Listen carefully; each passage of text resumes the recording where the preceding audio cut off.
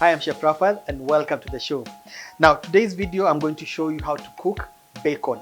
Now, I have collar bacon from Farmer's Choice, but the whole point of this video is, first of all, I'll start with how do you store bacon. You know, you bought a pack like this.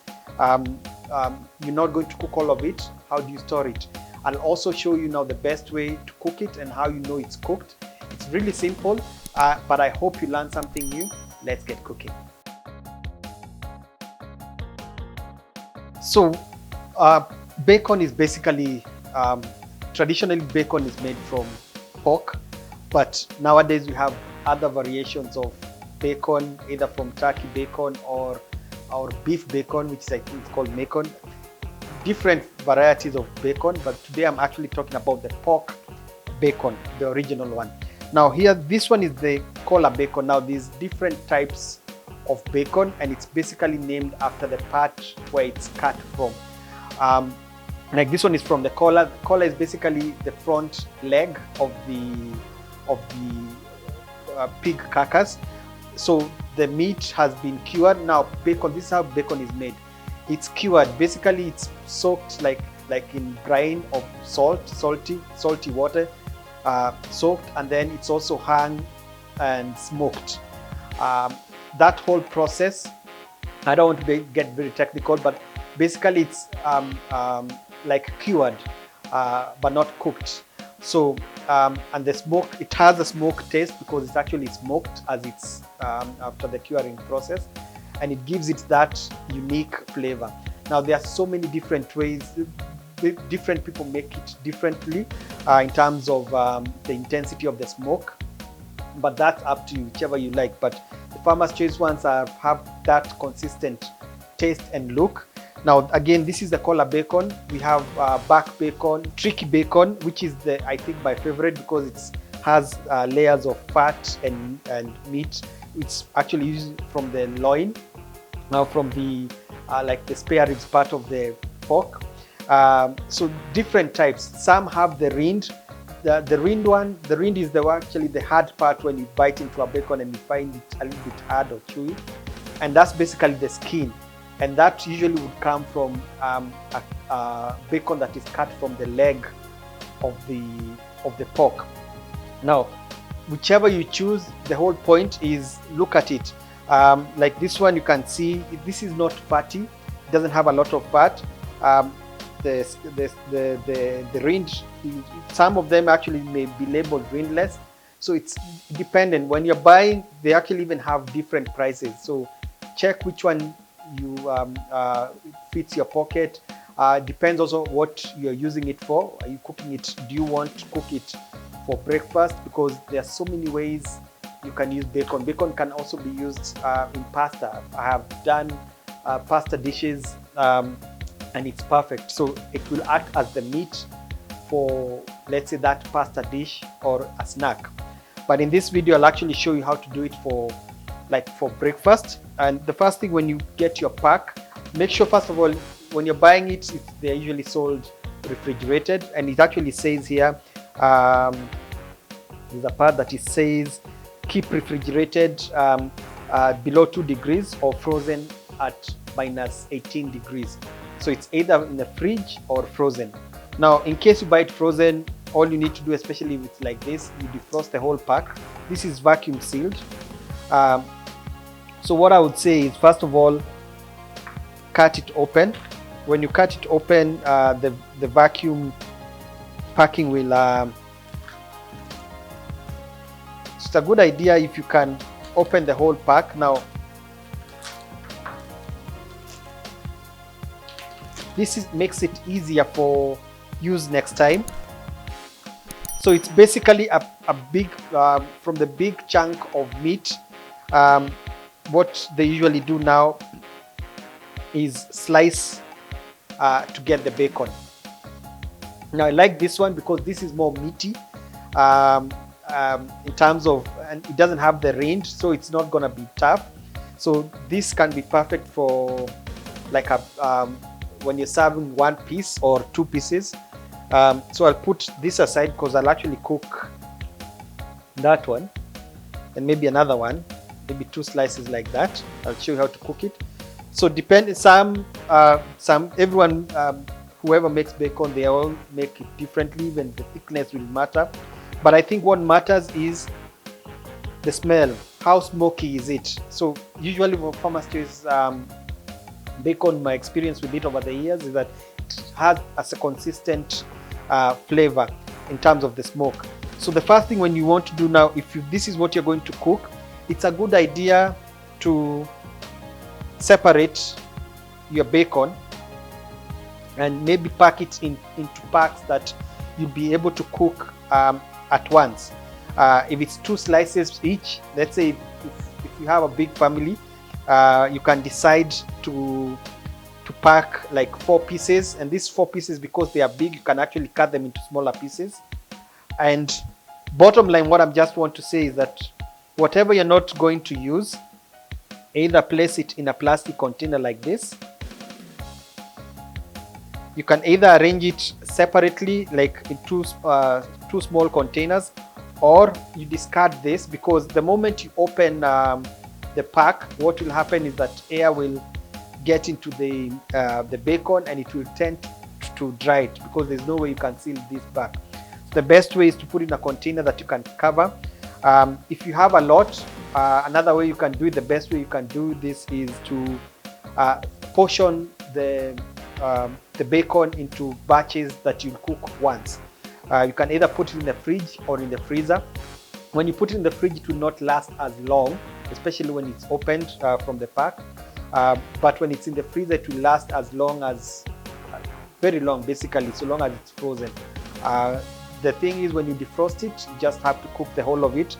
And that's why when you pack it, just make sure you pack it in batches that you cook once. So this one will go into the freezer, into the fridge after I cover it, and then I'll show you how to cook this one. So when it comes to cooking bacon, again, check the size of the bacon itself, because that will actually determine how many can fit in your pan. Usually, like this one looks big, but when you start cooking it, it will shrink and curl up. So it depends on the size of your pan. But you can always cook it in batches as well if it's a lot, you're cooking a lot.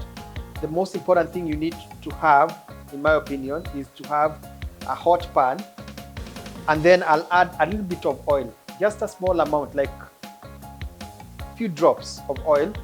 And the whole point, it does not apply to all bacon. It depends on the type of bacon you have, because this one that I have, the one that I have here, it doesn't have a lot of fat in it.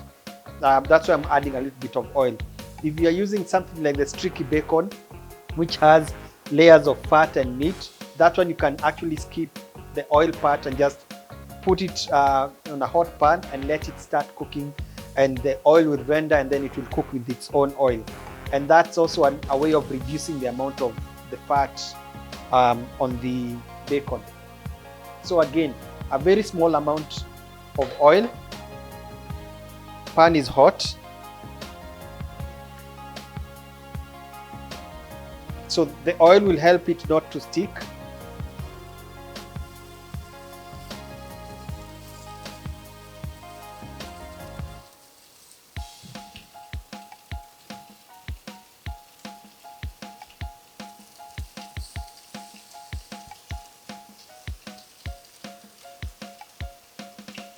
So what will happen is that the meat, as it starts cooking, and because it's a thin layer, by the way, it does not take a long time to cook.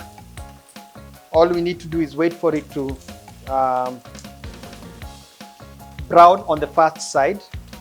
And then the other thing about bacon, because it's salty, and it's salty because, remember I said when we started, is that it's soaked in brine, which is basically a salt solution. So that salt soaks into the bacon, which is like a curing process.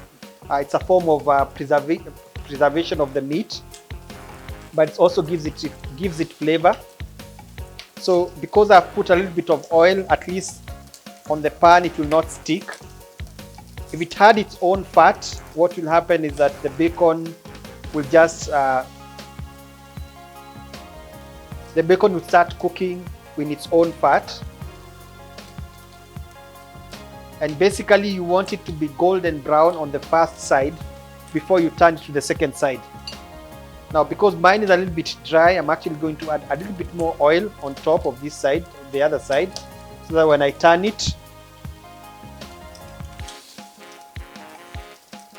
to continue cooking.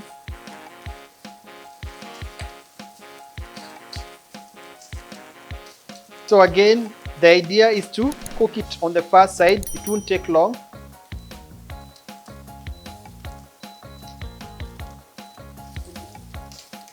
And it's because it's a thin layer of meat, it doesn't take long for the heat to penetrate and to make it fully cooked.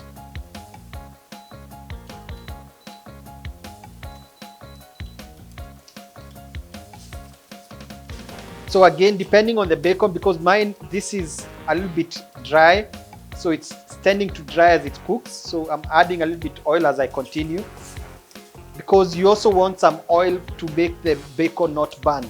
If you cook it without oil, if it doesn't have oil and the bacon does not have fat and you don't add oil, what will happen is that the bacon will actually burn.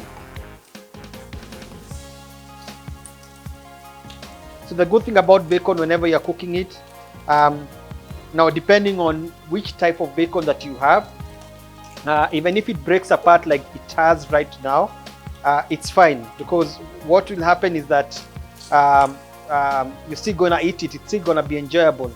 And sometimes that rustic look is okay, but all this is determined by the cut of where the bacon is cut from. So it's ready. It's actually taken about 3 minutes, because I'm using high heat. And you know it's cooked when it's golden brown, or basically it's cooked to your liking. It's a good idea to leave it at golden brown. Don't leave it a little bit pink, at least for flavor. And if you want it a little bit more crispy, just leave it on a lower heat for a longer time. It will be crispy as it continues cooking. So as simple as that. Now I'll show you how to serve it. So I've already set up a plate with some mushrooms, some toast, some grilled tomato. Of course, you can also add egg. This, assuming this is for breakfast. Just place the bacon. Now, when it's cooked, now some sides, depending on how, if you are touching the surface of the pan, may not be as brown. But if you want that to be brown, just make sure that it's touching the pan on that side. And basically all you need to do is make sure that both sides are golden brown. Now what I like about this one, it's actually meaty, because it has a slightly thick layer of when it was being sliced, and it has a nice meaty texture when you're eating it. Now again, I'm emphasizing on this, it's all dependent on which part of the pork carcass the bacon is from. If you have the beef one or the turkey one, same thing, but the process is basically curing it in brine and then smoking it to give it that nice smoky flavor. And now this looks delicious, smells nice.